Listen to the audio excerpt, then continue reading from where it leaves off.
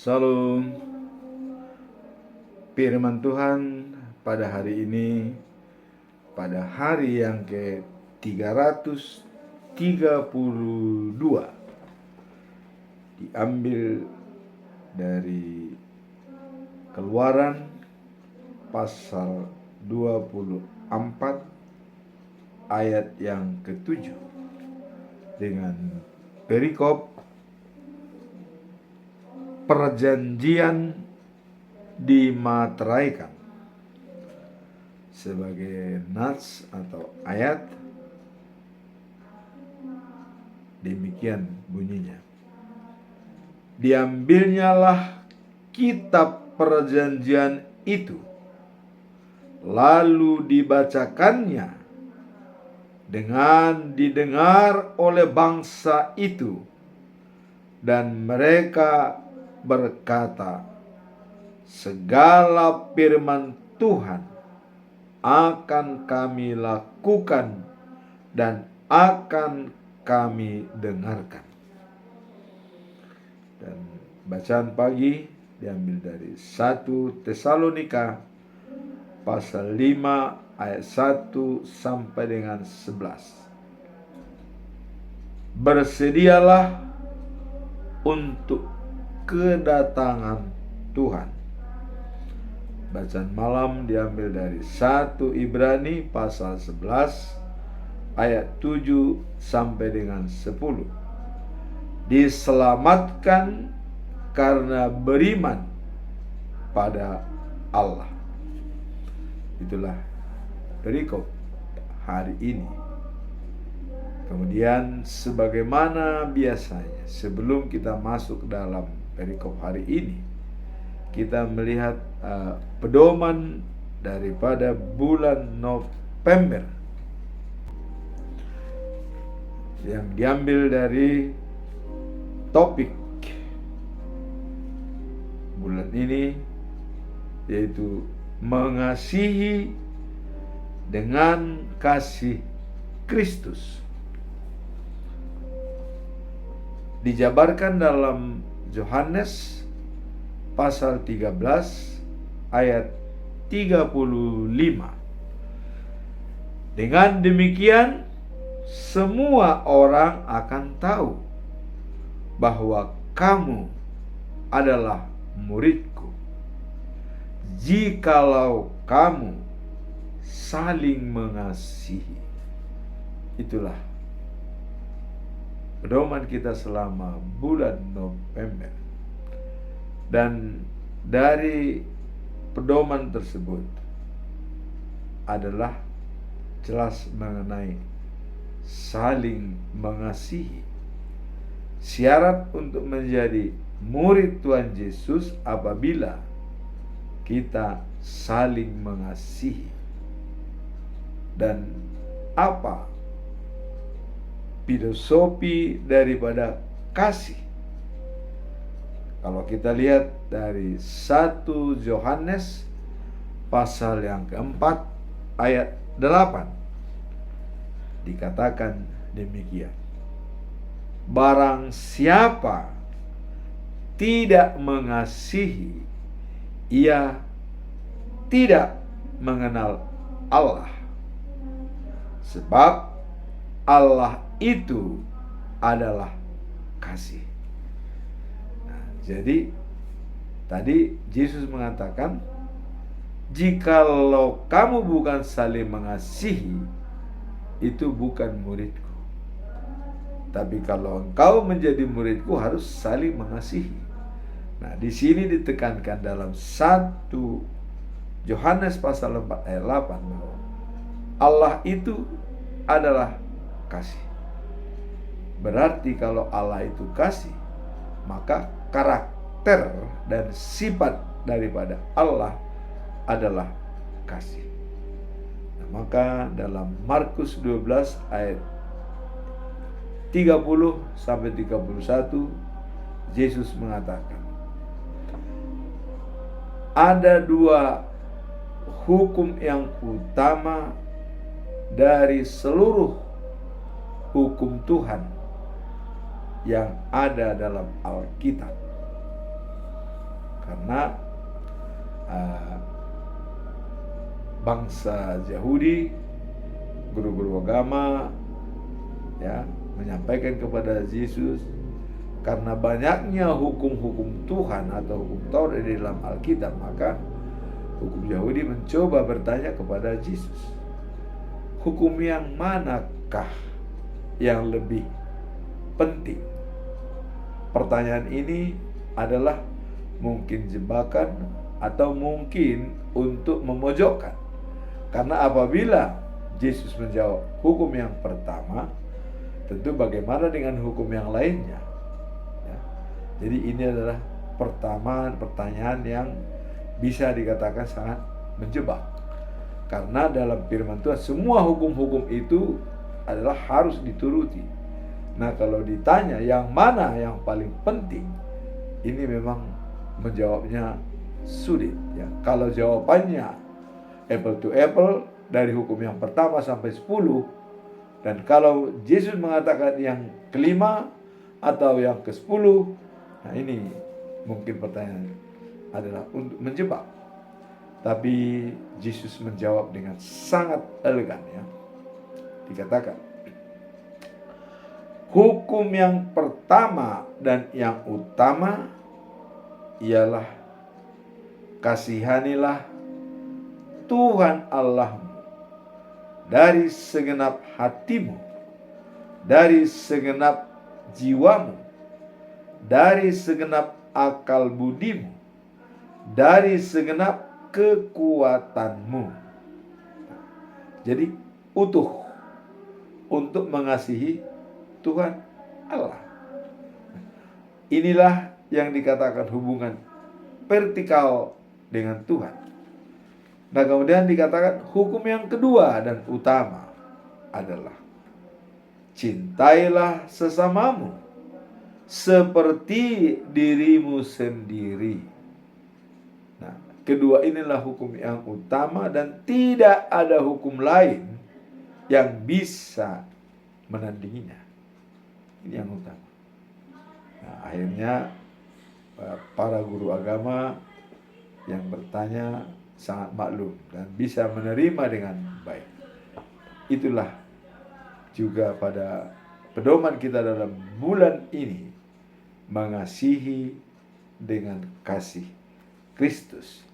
Dan falsafah kasih tadi adalah bahwa Allah adalah kasih.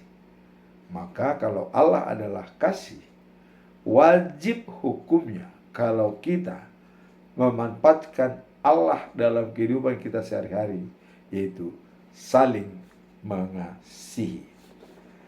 Nah, kemudian kasih bisa menutupi dosa.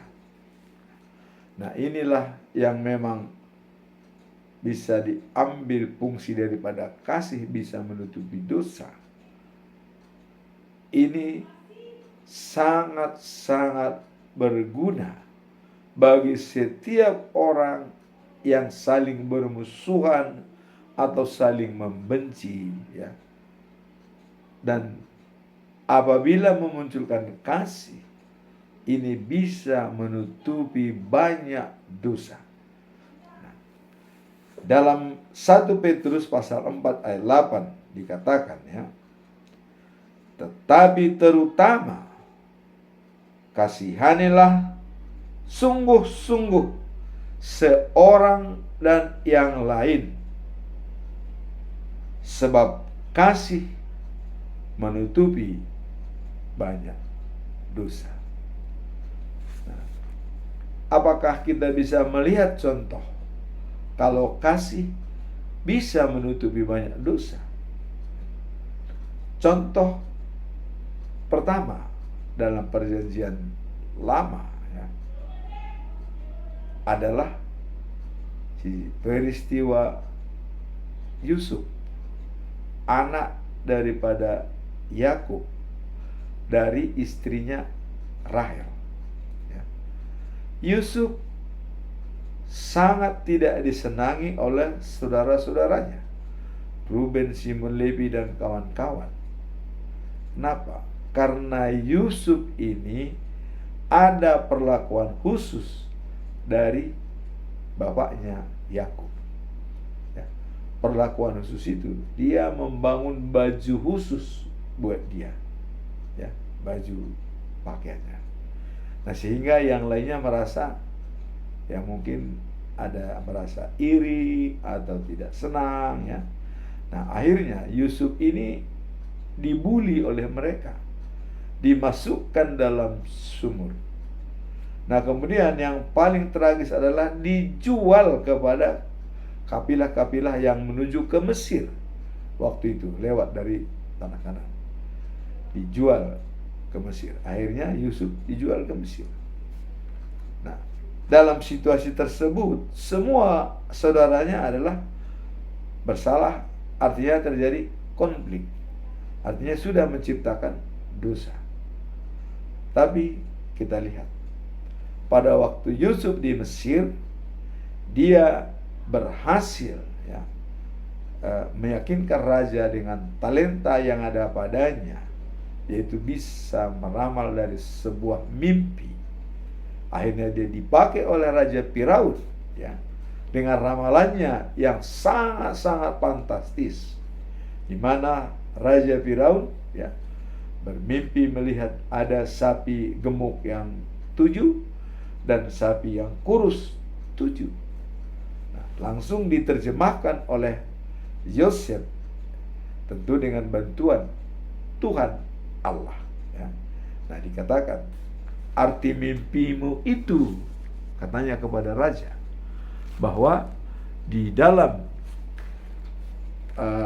kerajaan Mesir akan terjadi 7 tahun masa-masa mewah dan banyak makanan dan cukup, ya. Nah, kemudian setelah itu dalam 7 tahun akan terjadi kelaparan yang hebat, kekurangan makanan dan musim paceklik.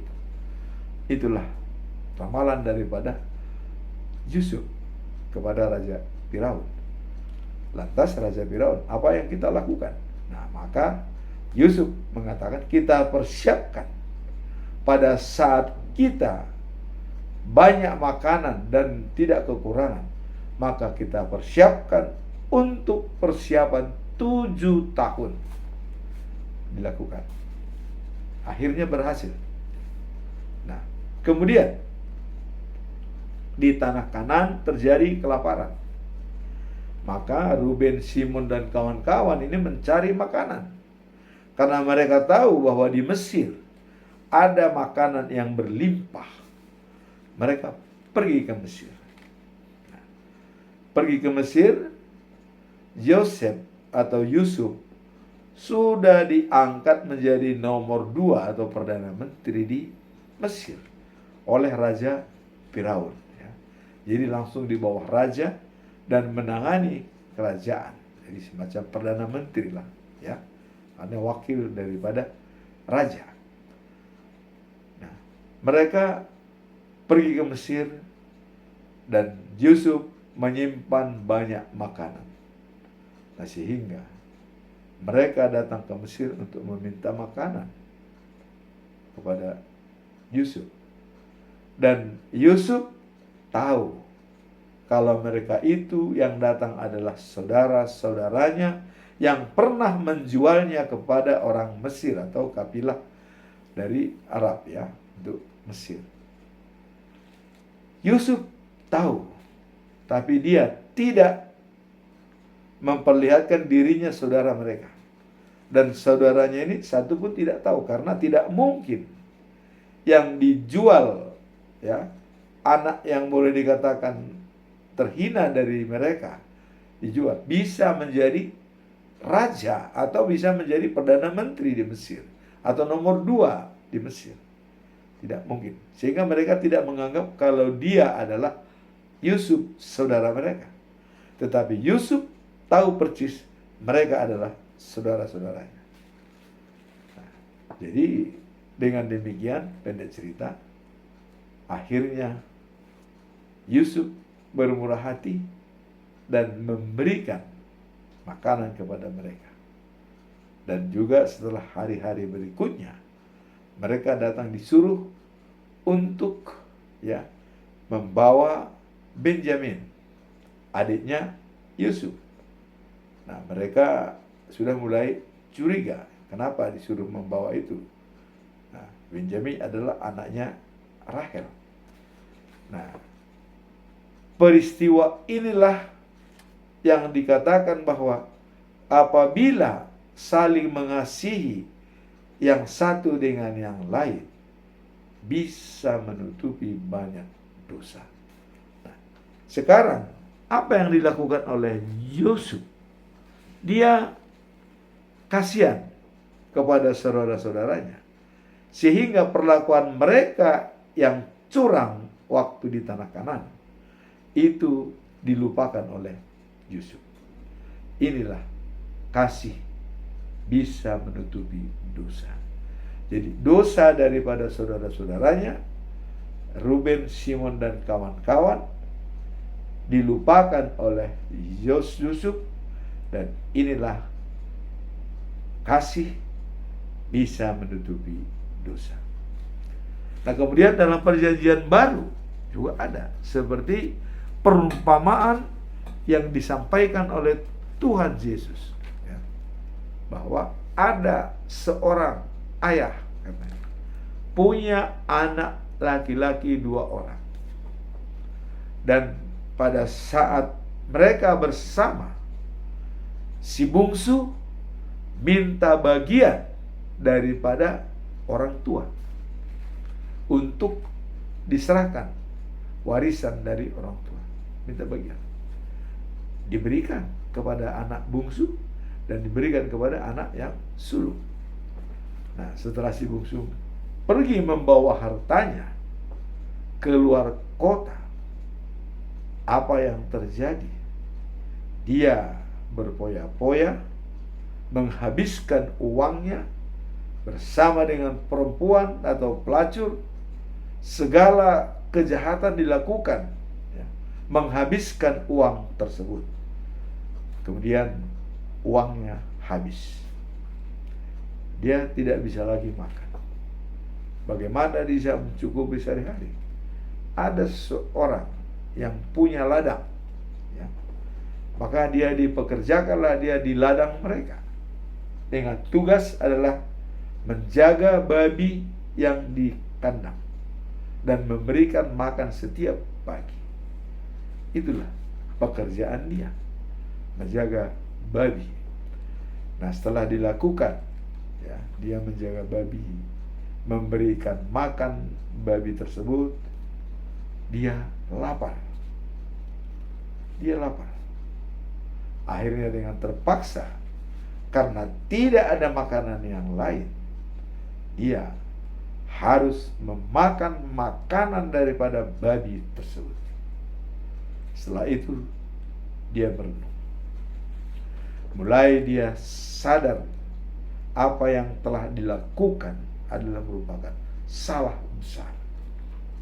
Dia merenung dan berkata dalam pikirannya, ayahku mempekerjakan banyak orang dan makanan yang berlimpah-limpah, tetapi saya di sini tidak bisa makan. Setelah dia merenung, maka dia sadar apa yang disampaikan oleh dia. Dalam hatinya akan pergi kepada bapaknya dan mengatakan demikian, aku telah berdosa kepada Allah dan juga kepada bapakku. Inilah pernyataan dia yang paling mendalam dan sadar benar bahwa dia sudah salah. Aku telah berdosa kepada Allah yang di surga dan juga kepada ayah. Maka dia bertekad, saya akan pergi kepada ayah. Walaupun nantinya saya tidak dianggap sebagai anak, tapi saya terima Nah, inilah kesiapan dia untuk menyadari apa yang telah dilakukan itu adalah benar-benar tidak sesuai dengan firman Tuhan. Akhirnya dia pergi menemui ayahnya. Dan setelah dia berjumpa dengan ayahnya, pakaiannya udah kumal, udah kusut ya, dan tidak layak dia sebagai anak yang biasa dipekerjakan oleh ayahnya. Setelah melihat itu, ayahnya tahu. Kemudian ayah memerintahkan kepada pegawainya, ambil pakaian yang terbaik, pakaikan pakaian itu kepada dia. Dipakailah pakaian itu. Kemudian ambil cincin, masukkan ke dalam jarinya. Dipakailah itu. Pakai pakaian, pakai cincin. Kemudian ayah memerintahkan kepada pegawai-pegawainya, ambilkan sapi muda yang gemuk, sembelih, kita berpesta.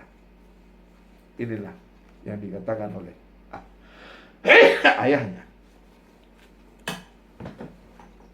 Kemudian setelah abangnya yang sulung datang dari ladang. Setelah kakaknya datang dari ladang, yang sulung sangat marah kepada ayahnya.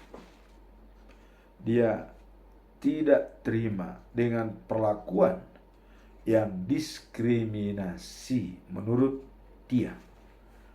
Lantas dia mengatakan kepada ayahnya, "Ayah, aku selama ini menuruti perintah ayah dan bekerja dengan ayah yang sangat menurut sekali, tapi tidak pernah memberikan penghargaan seperti ini, memotong sapi untuk saya."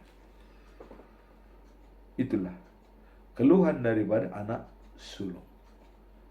Lantas apa jawaban daripada bapak? "Engkau adalah bersamaku setiap hari ada di rumahku. Ingat anakku, milikku adalah milikmu." Inilah yang disampaikan oleh ayah, sehingga apa yang saya kerjakan saat ini adalah termasuk juga itu pekerjaanmu. Abangnya sadar. Jadi kalau istilah orang Batak ya, bahwa anak sulunglah sebagai pengganti bapak. Dan kalau seandainya mati bapaknya, yang kematian bapak adalah anak sulung, karena dialah pengganti. Dan adik-adiknya yang bungsu semua segala macam, itu tidak kematian bapak, karena dia menganggap anak sulung ini sebagai bapaknya. Nah, hak itulah yang disampaikan oleh bapaknya. Milikku adalah milikmu, pekerjaanku adalah pekerjaanmu. Sadarlah yang sulung, ya, bahwa terus dikatakan oleh ayahnya, orang yang sudah saya anggap mati hidup kembali, orang yang sudah hilang saya temukan kembali. Itulah kebahagiaan yang saya dapat. Jadi dalam masalah ini yang kita ambil adalah bahwa kasih bisa menutupi dosa. Anaknya sudah berdosa, menghabiskan harta ayahnya, berpoya-poya, main perempuan, ya, main pelacur.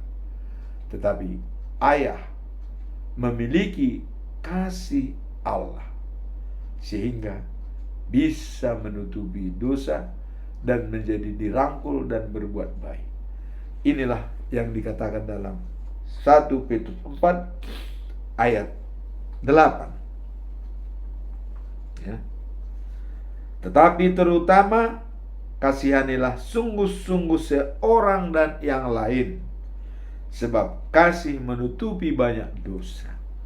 Jadi yang pertama tadi dalam perjanjian lama, dosa daripada saudara-saudara Yusuf itu bisa dihapuskan dengan kasih daripada Yusuf kepada saudara-saudaranya. Yang kedua dalam perjanjian baru adalah dosa daripada anak bungsu yang menghabiskan harta warisan daripada ayahnya. Ayahnya mempunyai kasih, bisa kasih menutupi dosa. Itulah yang dikatakan bahwa Allah itu adalah kasih, dan kasih itu bisa menutupi banyak dosa. Maka kita semua dianjurkan supaya memiliki kasih. Nah, kemudian bagaimana kebesaran kasih itu dalam kehidupan kita sehari-hari? Dalam 1 Korintus pasal 13 ayat 13 dikatakan bahwa ada 3 hal dalam hidup manusia. Dalam kehidupan kita itu ada 3 hal yang terutama yang harus dimiliki oleh setiap pengikut daripada Kristus. Apa itu? Yang pertama adalah iman, percaya. Martin Luther mengatakan sola fide, kita dibenarkan karena iman. Ini harus dimiliki oleh semua orang yang percaya kepada Tuhan. Yang kedua, pengharapan. Kita hidup, ada yang kita harapkan. Maka saya selalu mengatakan, tujuan air hidup kita adalah fokus kepada tujuan air hidup, life after life, hidup setelah kehidupan saat ini, yaitu the news of Jerusalem, atau Jerusalem yang baru, yang terdapat dalam kitab Wahyu pasal 21 ayat 9. Jerusalem yang baru. Itulah fokus hidup kita. Nah, kemudian yang ketiga yang harus ada pada hidup kita ialah kasih. Nah, dari ketiga sumber atau yang perlu kita miliki tersebut, kasihlah yang lebih besar. Mengapa kasih lebih besar? Tadi sudah kita jawab, ya, bahwa kasih bisa menutupi dosa. Nah, kemudian kalau iman percaya ada di dunia, pengharapan ada di dunia. Setelah kita mati, iman kita sudah menjadi pertanggungjawaban kita. Artinya hasilnya sudah akan dipertanggungjawabkan kepada Tuhan.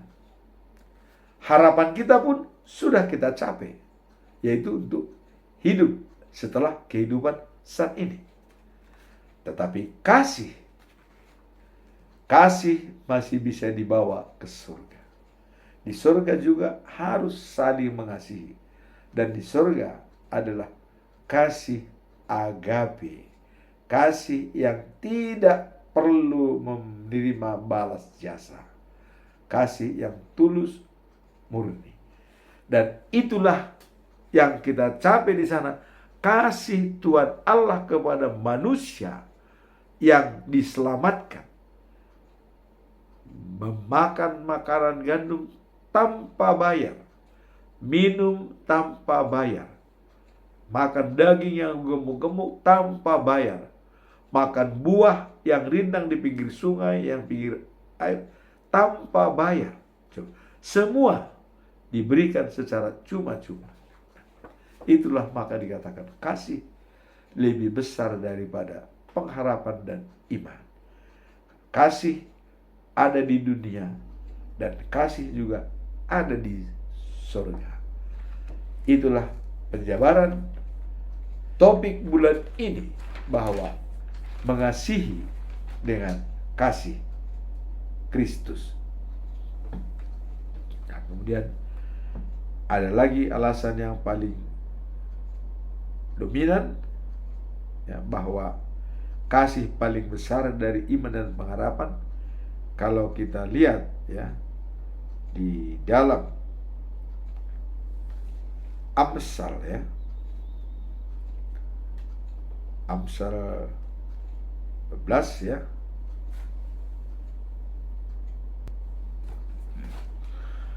Dalam Amsal 10 ayat 12 ya, dikatakan kebencian menimbulkan pertengkaran, cinta kasih mengampuni segala kesalahan. Inilah merupakan tambahan dalam kitab Amsal mengenai kasih. Cinta kasih ya, bisa mengampuni kesalahan, tapi kebencian itu menimbulkan pertengkaran, dan cinta kasih dapat mengampuni. Itulah kelebihan daripada kasih, daripada iman dan pengharapan. Maka karena kasih itu adalah Allah, karakter Allah, maka kita pun wajib menuruti karakter daripada Allah. Dan itulah maka Yesus mengatakan syarat menjadi murid Yesus adalah apabila saling mengasihi. Sekarang kita masuk dalam bacaan pagi ya. Masuk dalam perikop hari ini ya. Masuk dalam perikop hari ini diambil dari Keluaran ya. Pasal 24 ayat 7 yang dikatakan adalah perjanjian dimateraikan. Kalau kita lihat sebelum ayat 7 di sini adalah Tuhan berkata pada Musa, naiklah untuk menghadap aku, engkau bersama Harun, Nadab, dan Abihu, ditambah dengan 70 pemimpin bangsa ya. Dan segeralah menyembah aku dari jauh. Jadi sujudlah menyembah Tuhan dari jauh. Itulah yang disampaikan oleh Tuhan Allah kepada Musa. Kemudian dikatakan lagi, hanya engkau yang boleh mendekat aku. Yang lain tak boleh datang dekat-dekat, dan rakyat tidak boleh mendaki gunung ini. Jadi waktu Musa mau menghadap Tuhan Allah, baik dengan Harun, Abihu, dan Nadab, dan 70 pemimpin umat, tidak boleh mendekat, dan hanya Musa yang datang mendekat kepada Tuhan. Yang lainnya hanya bisa dari jauh. Lalu Musa pergi dan mengumumkan kepada semua bangsa itu semua perintah dan peraturan Tuhan. Ya, mereka semua menjawab dengan serentak, kami mau melakukan semua yang dikatakan Tuhan. Jadi begitu ada perintah Allah, maka semua bangsa Israel menyatakan siap menjalankan perintah Tuhan, apapun yang diperintahkan oleh Tuhan. Itulah pernyataan daripada bangsa Israel. Nah, sesudah itu Musa menulis rencana perintah Tuhan, dan besoknya pagi-pagi didirikannya sebuah mezbah dengan 12 tugu di kaki gunung itu. Jadi 12 tugu didirikan mezbah di kaki gunung, dan setiap tugu itu diberikan nama daripada suku-suku yang ada di Israel. Lalu Musa menyuruh beberapa orang ya, mereka mempersembahkan kurban bakaran untuk Tuhan, serta memotong beberapa ekor sapi untuk kurban perdamaian. Inilah persiapan yang diberikan oleh Musa kepada bangsa Israel.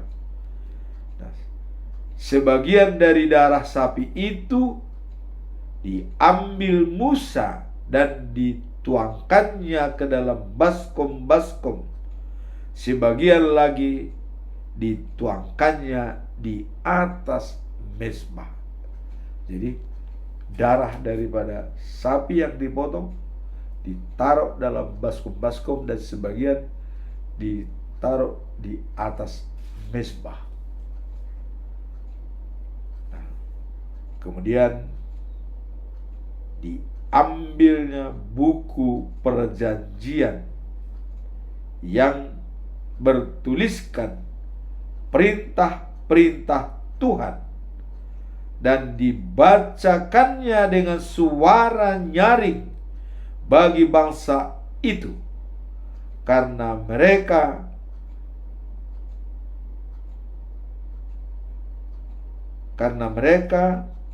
kami mau mentaati Tuhan dan melakukannya segala perintah Tuhan. Jadi ini kata mereka ya, kami mau mentaati Tuhan dan melakukannya segala perintahnya. Setelah dibacakan oleh Musa hukum-hukum Tuhan, maka bangsa Israel mengatakan, kami mau mengikuti dan melakukannya. Dan inilah pernyataan daripada bangsa Israel setelah Musa membacakan hukum Tuhan. Dan inilah yang dikatakan dimateraikan ya. Lalu Musa mengambil darah yang ada di dalam baskom-baskom itu dan menyerahkannya ke atas rakyat. Katanya, darah ini meneguhkan perjanjian yang diikat Tuhan dengan kamu berdasarkan perintah-perintahnya.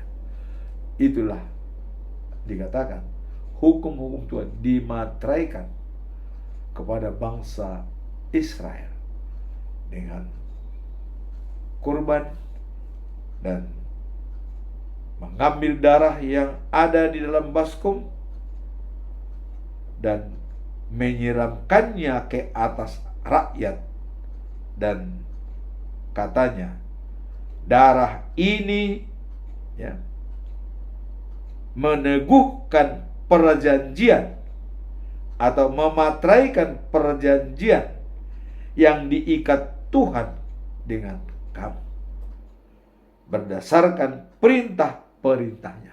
Jadi dimateraikan, diikatkan perjanjian Tuhan dengan bangsa Israel. Itulah dikatakan dalam ayat 7. Kemudian diambilnya buku perjanjian yang bertuliskan perintah-perintah Tuhan dan dibacakannya dengan suara nyaring bagi bangsa itu, karena mereka kami mau mentaati Tuhan dan melakukannya segala perintahnya. Kemudian Musa, Harun, Nadab, Abihu, dan 70 pemimpin itu mendaki gunung, dan mereka melihat Allah Israel berdiri di atas sesuatu lantai seperti lantai dan beralaskan nilam, batu nilam ya, dan seperti langit yang cerah. Jadi lah mereka naik ke gunung itu, melihat ada semacam lantai dari batu nilam yang biru dan cerah sekali.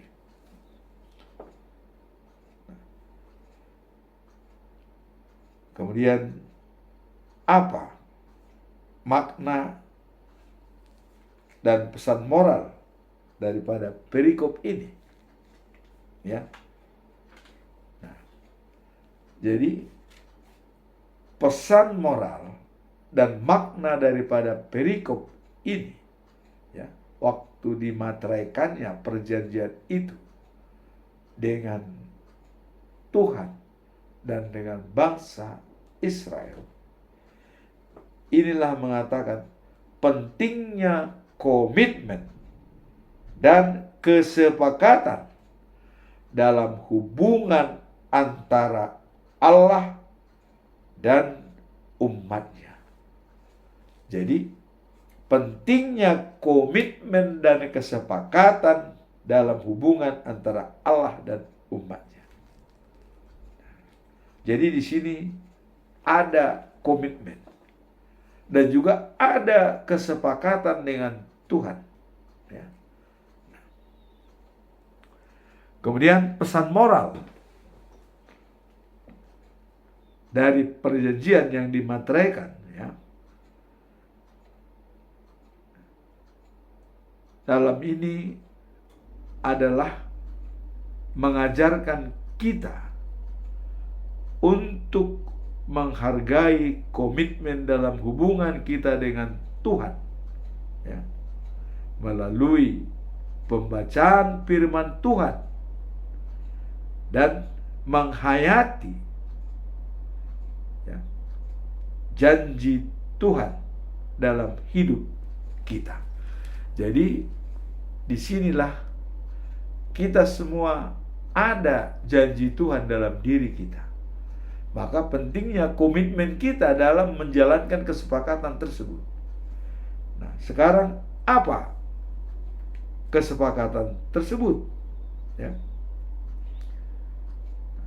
Musa mengambil buku perjanjian dan, ya, membacakan kepada umat itu. Lalu mereka berkata, segala yang diperintahkan Tuhan akan kami lakukan dan taati.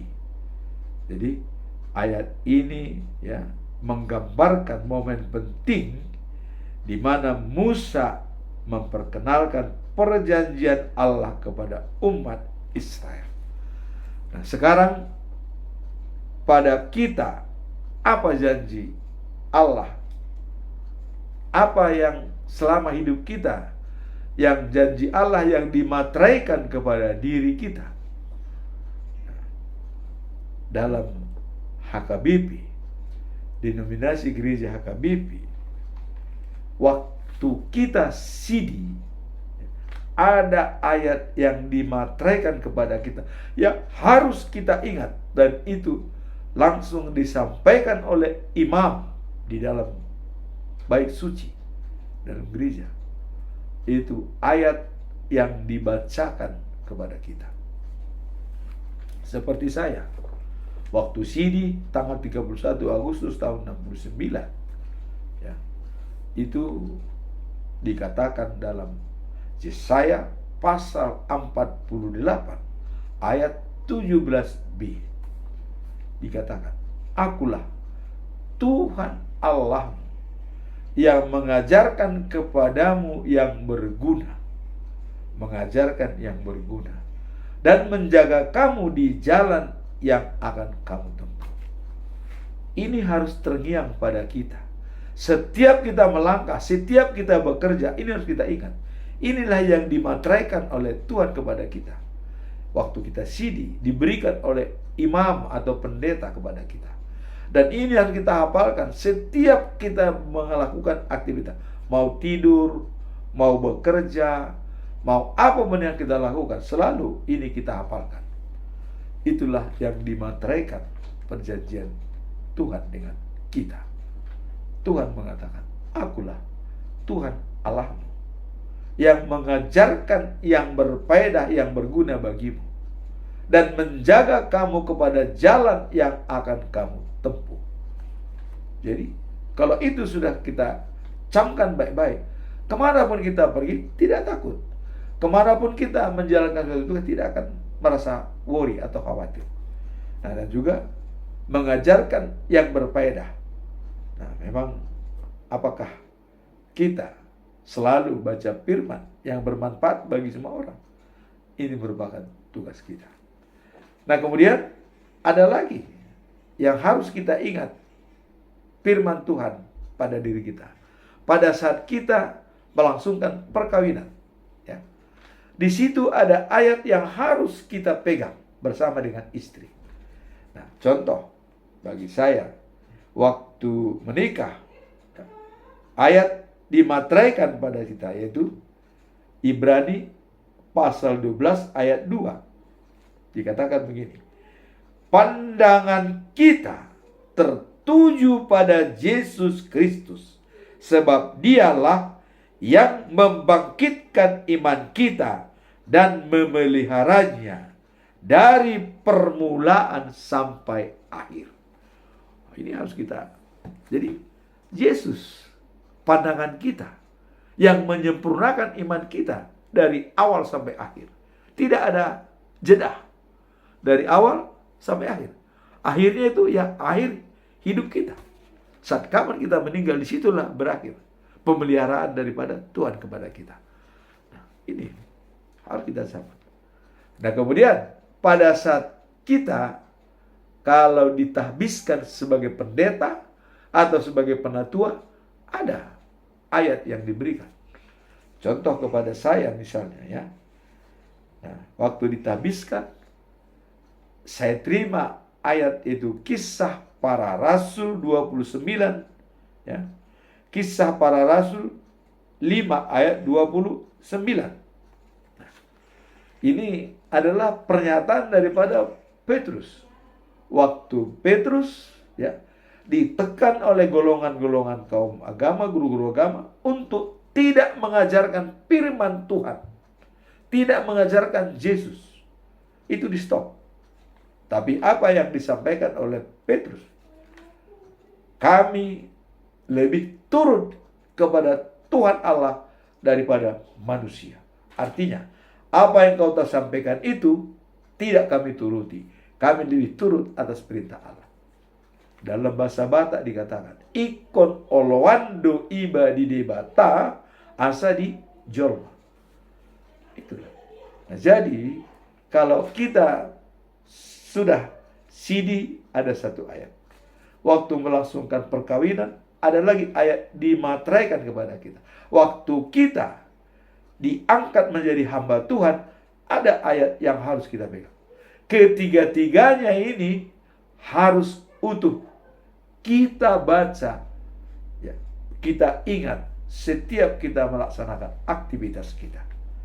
Kalau itu sudah kita jalankan, maka itulah tadi dikatakan sudah dimateraikan.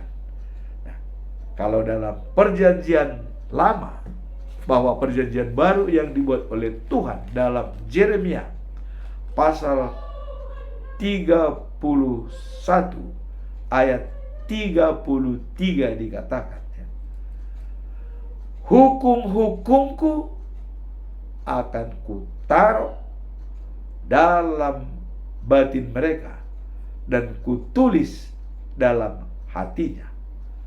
Jadi ditulis dalam hati kita dan ditaruh dalam batin kita. Itulah ketiga ayat tadi. Waktu sidi, waktu berkata nikah, waktu ditahbiskan menjadi hamba Tuhan, itu ditaruh dalam batin kita, ditulis dalam hati kita. Sehingga itulah kita. Nah, kemudian dikatakan oleh Tuhan, kutaruh dalam batinnya, kutulis dalam hatinya, supaya aku menjadi Allah mereka dan mereka menjadi umatku. Jadi untuk diaku sebagai umat dan diaku sebagai Allah. Sehingga dalam pasal 31 ayat 34 dikatakan, tidak perlu lagi orang lain menasihati seorang, kenalah Tuhan. Kenal, tidak perlu sebenarnya. Sudah mandiri, karena hukumnya sudah ditaruh dalam batin kita, ya, sudah ditulis dalam hati kita. Jadi Itu. Nah, hanya ya, apakah ini setiap orang tua mengajarkan kepada anak?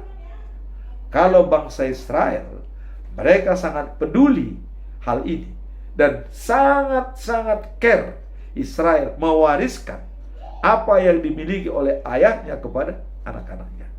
Bagaimana kita?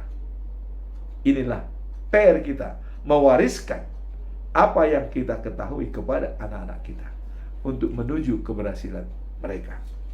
Nah, itulah bacaan pagi pada hari ini, ya, ada dalam perikop hari ini bahwa dimateraikan. Kemudian bacaan pagi, ya, kita melihat adalah 1 Tesalonik pasal 5 ayat 1 sampai 11. Ya, bersedialah untuk kedatangan Tuhan. Nah, ini dalam hal kedatangan Tuhan, karena kita harus siap. Kedatangan Tuhan itu seperti pencuri malam, tapi kita harus dalam terang, jangan dalam kegelapan. Sebab kalau kita dalam gelap, Tuhan datang, apa jadinya? Tapi kita dikatakan harus dalam terang kalau menunggu kedatangan Tuhan. Sehingga walaupun seperti pencuri malam, tapi kalau kita dalam terang, Tuhan datang, maka kita akan selamat. Nah, inilah kesediaan kita untuk menerima kedatangan Tuhan. Kita harus berada dalam terang, artinya percaya kepada Yesus dan datang kepada Yesus, maka kita siap menerima kedatangan Tuhan. Walaupun seperti pencuri malam, kita tidak akan takut. Kemudian bacaan malam ya, pada hari ini adalah yang diambil dari Ibrani, ya, dari kitab Ibrani pasal 11 ayat 7 sampai dengan 10. Nah, diselamatkan karena beriman. Nah, kemarin kita sudah tahu bahwa Habel diselamatkan karena dia beriman dan persembahannya diterima oleh Tuhan. Kemudian Henokh juga karena beriman dia bisa naik ke surga. Karena ada pernyataan dia bahwa kalau kita tidak beriman, tidak bisa menyenangkan hati Tuhan. Jadi orang yang berimanlah yang bisa menyenangkan hati Tuhan. Nah, kemudian dalam perikop hari ini dikatakan bahwa ya Nuh itu dibenarkan karena iman. Dia sangat baik dan percaya sehingga begitu Tuhan memerintahkan buat perahu, dia langsung percaya. Dia tidak mengatakan, wah buat apa perahu? Tidak ada, ini di gunung lagi buat perahu, ya. Dia langsung menjalankan. Inilah karena beriman dia diselamatkan, dibuat perahu dengan baik. Kemudian yang kedua, Abraham. Abraham disuruh untuk pergi ke tanah yang tidak diketahui. Tapi karena beriman, dia mau. Dia menurut kepada Tuhan. Dia berangkat. Maka Abraham dibenarkan karena iman. Inilah bahwa dalam perikop Ibrani pasal 11 ayat 7 sampai 10 diselamatkan karena beriman. Jadi Nuh diselamatkan karena iman, Ibrahim atau Abraham diselamatkan karena iman. Demikianlah firman Tuhan pada hari ini. Semoga firman ini menjadi bekal bagi kita untuk selalu kita merenung, terutama yang dimateraikan kepada kita pada waktu sidi, melangsungkan pernikahan, dan pada waktu kita ditahbiskan kepada sebagai hamba Tuhan. Tapi bagi orang yang tidak pernah kawin dan tidak menjadi hamba Tuhan, tapi ada, yaitu waktu dia di sidi, menerima sidi, atau pada waktu dia dibaptis, sudah dimateraikan kepada dia. Itulah firman Tuhan pada hari ini. Semoga bermanfaat untuk kita renungkan dan Tuhan memberkati. Amin.